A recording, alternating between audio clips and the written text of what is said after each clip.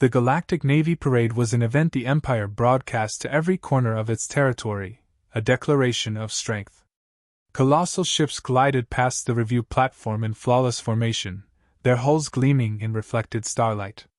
Layered shields shimmered faintly, a constant reminder of the Empire's technological supremacy. War drums boomed over the calm channels, each beat punctuating the passage of another capital ship, each one large enough to house a city. Off to one side of the grand orbital dockyard, the Terran delegation stood in silence. Earth's ships, 3 in total, were docked far from the central lanes, as if the organizers wanted to keep them from spoiling the immaculate display. They were smaller, blockier, armored and thick, matte plating that bore the scuffs and scars of years in service. The oldest was a freighter refitted for diplomatic transport. The newest was the TNS Dauntless, a Terran Navy destroyer stationed as the ambassador's escort. Its dull gray hull looked unpolished next to the Empire's mirror-smooth cruisers. The commentary channels were not subtle. Alien voices, slick with amusement, compared the Terran ships to salvage haulers and industrial refuse carriers. One laughed that the Dauntless looked like it had been forged in a blacksmith's shop. The Empire prided itself on ship designs as much for artistry as function. Humanity's vessels were clearly, to them, devoid of artistry. In the VIP hall, the alien admirals mingled with dignitaries beneath banners depicting centuries of imperial victories. Conversations about drive efficiency and shield harmonics flowed freely, until the subject turned toward the newcomers. "Do they even have shield technology?" An elderly Zarnathi fleet marshal asked, his voice carrying more curiosity than malice. "Primitive bubble screens," another replied, swirling a glass of luminous drink. "Barely enough to deflect debris. They rely on armor plating. Can you imagine?" The laughter that followed was long and unrestrained. Across the chamber, Earth's naval attaché stood motionless, the stem of a water glass resting between his fingers. He did not interrupt. Instead, he let their words settle like dust. The insults escalated after the drinks began to flow. A decorated admiral from the Erythraean sector, a veteran with medals that spanned his entire chest, slid closer to the human delegation. He spoke loudly enough for nearby groups to hear. "I understand your ships are functional. Perhaps someday, when you've had a few centuries of refinement, you'll be able to field something worthy of a parade." His smirk lingered. Every eye in the immediate circle shifted toward the human. The attaché's voice was quiet, his tone even. "We don't build pretty ships. We build survivors." The words were not a challenge, but they cut through the ambient chatter. A few listeners frowned, puzzled by the phrasing. Others chuckled, assuming it was just a defensive remark from an outclassed species. The Erythraean admiral leaned back, pleased with himself, and returned to his drink. Beyond the glass walls of the hall, the Dauntless remained under soft floodlights, its silhouette stark and unadorned. Every panel had a purpose, every turret a calculated field of fire. To the casual observer, it was brutish. To anyone who knew shipbuilding for war, it looked stubborn, designed to take damage, to keep functioning when every aesthetic vessel in the Empire would already be drifting wreckage. One figure in the crowd noticed. A young Imperial cadet, hardly 20, watched the destroyer as the parade continued. His peers pointed at the grand dreadnoughts passing in review, but his gaze stayed fixed on the Terran hull. Something about it felt different, solid in a way that the Empire's flowing designs were not. He caught the faintest detail the others missed, the scorch marks near the aft armor plates. Not decorative battle paint, but actual damage sealed and reinforced. Evidence not of simulation, but survival. The cadet said nothing. Around him, the laughter swelled again as a new warship took center stage in the parade. The Dauntless, unmoved and uncelebrated, waited in the shadows of the Empire's glory, carrying an unspoken promise in its steel. The invitation arrived less than a week after the parade. Officially, it was a joint fleet training exercise, meant to strengthen ties between the Empire and Earth. In practice, the terms were set entirely by the Empire: neutral sector, simulated weapons, and no restrictions on fleet composition. The TNS Dauntless was requested specifically, alongside an escort of Imperial cruisers. The Empire's strategists treated the arrangement as an opportunity to evaluate Terran tactics. Several officers spoke openly about demonstrating the difference between a true naval vessel and a human-built gun platform. In the Empire's war doctrine, simulated exercises serve two purposes: testing skill and reinforcing hierarchy. No one expected the human destroyer to climb far up that ladder. The engagement zone was a vast expanse of empty space marked by navigation buoys and sensor beacons. Dauntless was assigned the role of an opposing force ship, meant to act as a harassment unit against the Imperial line. The scenario briefing suggested the destroyers' elimination would be a foregone conclusion, allowing the Empire to focus on the larger simulated battle. When the exercise began, Imperial ships immediately moved to encircle the human vessel. Their formations were textbook: flawless arcs, overlapping fields of fire, shield harmonics tuned to maximum efficiency. Plasma bolts and light missile salvos lit the void as they closed in from multiple vectors, confident the Dauntless would fall back or attempt to flee. Instead, the destroyer accelerated toward them. The movement was abrupt and aggressive, a vector change that would have caused most alien crews to black out under the G-force. Terran crew harnesses absorbed the strain without hesitation. Within seconds, Dauntless slipped between two cruisers, rotating on its axis to bring all forward railgun batteries to bear. The first volley landed direct simulated strikes on the sensor clusters of one ship, marking it as destroyed, according to exercise rules. The second cruiser took concentrated point defense fire that chewed through its scoring algorithms before its systems flagged it as disabled. Imperial observers in the control vessel murmured uneasily. Human targeting appeared crude: manual corrections, analog backups, operators physically adjusting firing solutions. Yet the results were undeniable. Each burst was deliberate, aimed at known vulnerabilities rather than shield generators or heavy armor. The tactics didn't mirror anything in the Empire's training archives. The fleet regrouped, launching a coordinated strike. The Dauntless responded by rolling out of the convergence zone, using its own mass and armor to absorb partial hits that would have crippled lighter craft. It cut its main drive, letting inertia carry it across the cruiser's blind arcs before reigniting thrusters at full burn. The destroyer's counterattack was relentless. Simulated missiles deployed in tight clusters, overwhelming automated interception. Point defense turrets tracked individually rather than slaving to a central AI, allowing them to engage multiple incoming threats simultaneously. The efficiency came not from software sophistication but from crew coordination, the kind that only came from extensive live-fire training. By the time the control vessel called a halt, the Dauntless had logged 4 confirmed kills and a simulated damage score that, in a real battle, would have rendered the Imperial task group combat ineffective. In the after-action review, Imperial captains dismissed the outcome as situational luck. The human ship, they claimed, relied on outdated maneuver doctrine that wouldn't survive against a full battle group. Yet the data told a different story: near-perfect hit ratios, minimal system downtime, and damage absorption far beyond what their projections allowed for a vessel of its size. When the crews disembarked, Imperial officers congratulated one another on a valuable learning exchange. The Terran commander simply nodded, offering no boast, no commentary. The Dauntless returned to its berth with its armor unpolished, and its hull marked with simulated scoring, a silent testament to a fight fought on its own terms. The alert reached the Dauntless while it was still undergoing post-exercise maintenance.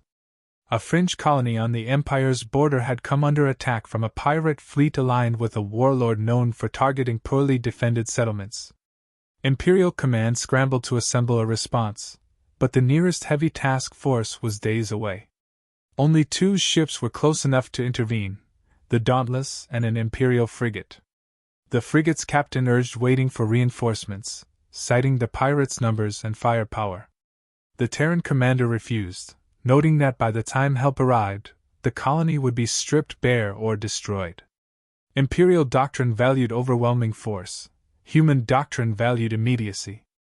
The Dauntless accelerated toward the colony without hesitation, the frigate reluctantly following.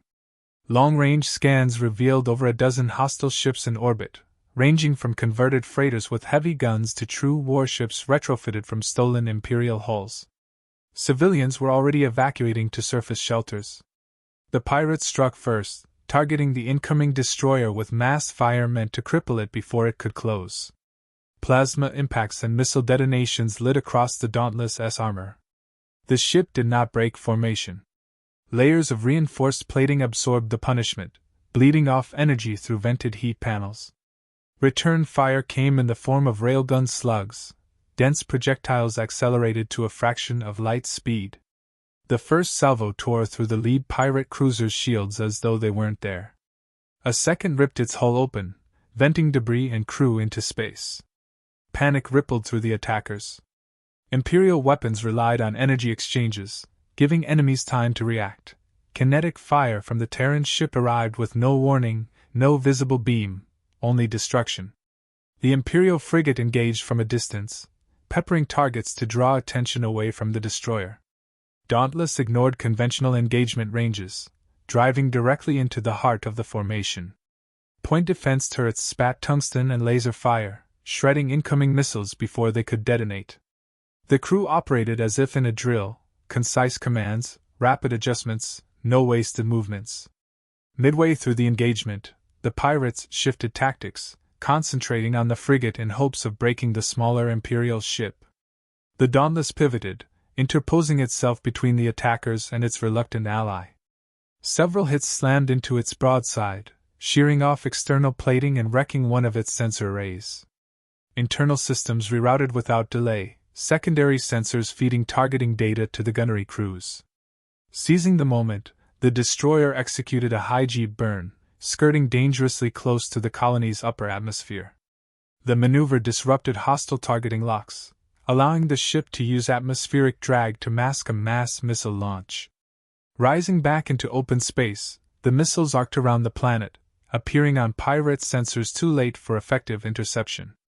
2 enemy ships were destroyed outright, 3 more were crippled and began to retreat. With their formation shattered, the remaining pirates broke off. The Dauntless did not pursue beyond the colony's defense perimeter. Instead, it deployed repair drones to damaged orbital stations and coordinated with ground control to confirm that no enemy landings had occurred. The battle's aftermath was stark. The Dauntless S hull bore the deep scoring of sustained fire, several compartments were sealed off, and minor systems were running on backup power. Yet propulsion, weapons, and life support remained intact. The Imperial frigate had suffered only light damage, shielded by the destroyer's intervention.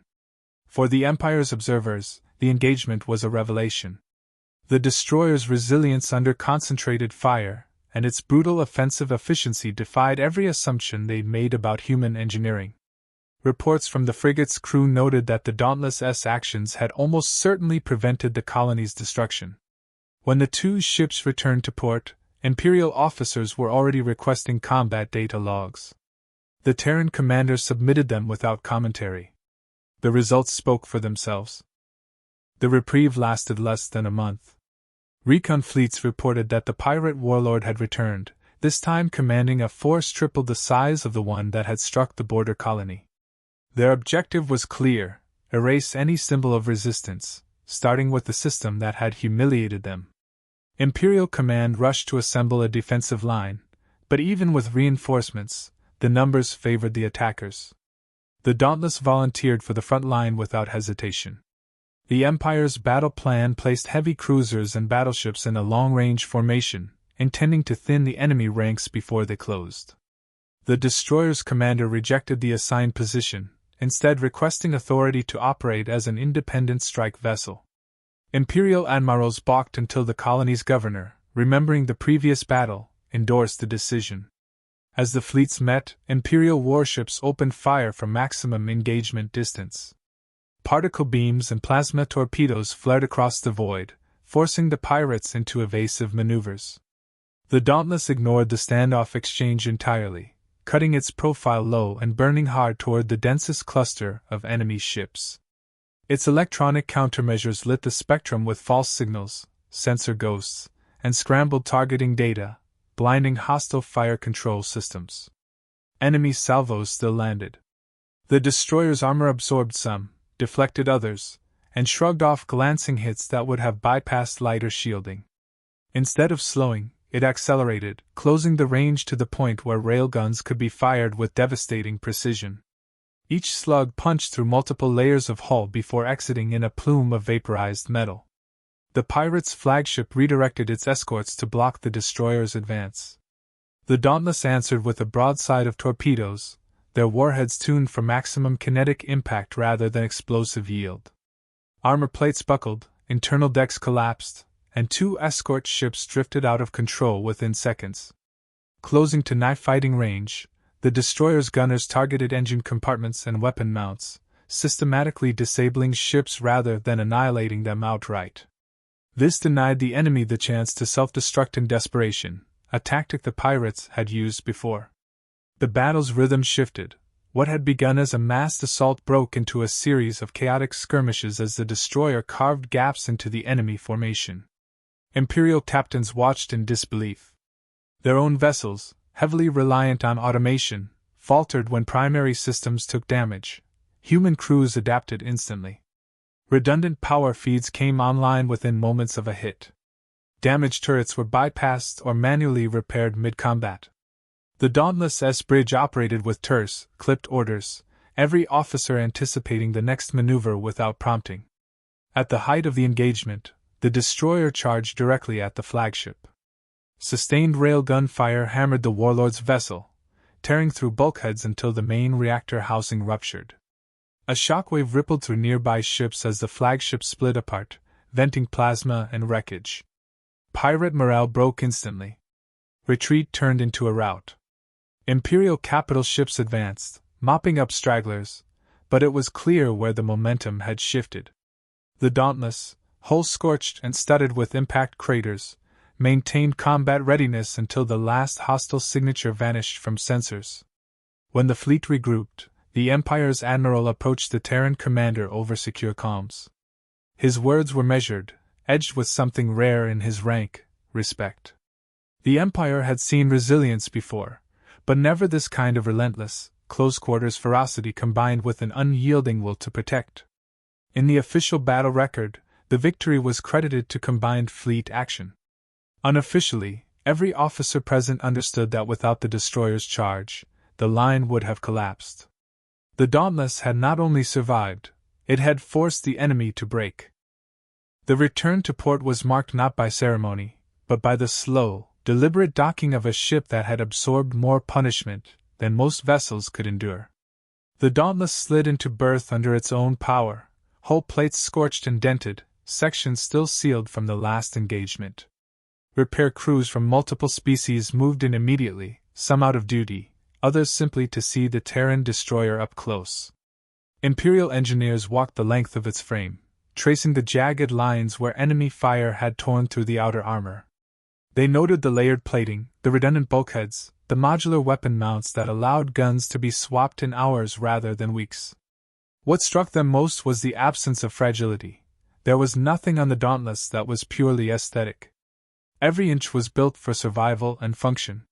Reports from the battle spread through the fleet faster than official channels could contain them. Commanders in distant sectors began requesting data on human gunnery techniques, damage control protocols, and crew endurance training. Imperial shipwrights quietly requested schematics for Terran compartmentalization systems, noting how the destroyer had kept fighting with multiple sections offline. In the capital, the Empire's Council released a formal statement commending the Dauntless and its crew for extraordinary valor in defense of Allied territory. It was the first time a human ship had been named in an Imperial honors list.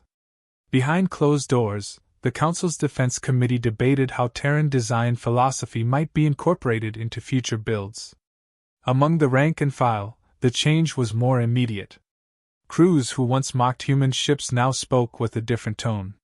Stories circulated about how the destroyer had shielded the Imperial frigate at the colony, how it had broken the pirate flagship in full view of the fleet, how its crew had kept firing long after most ships would have been adrift.